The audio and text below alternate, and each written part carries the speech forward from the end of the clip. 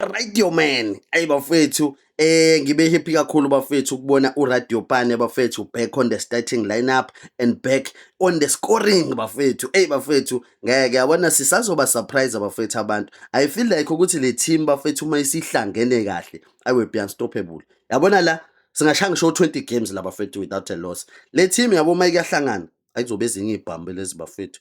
Kuzobe ezinye ibhamu lezi bafethu.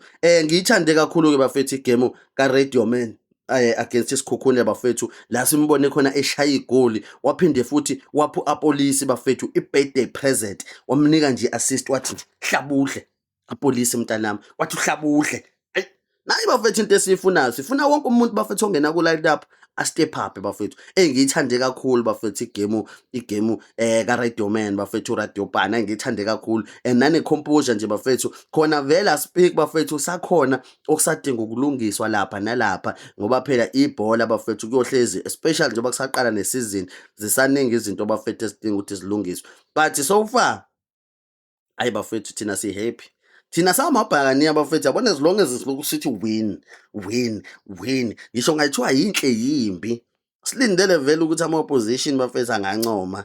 But nje bafethu ayingeke bafethu Radio Man. Uthandeni ngeperformance ka Radio Man wena bafethu against isikhukhula?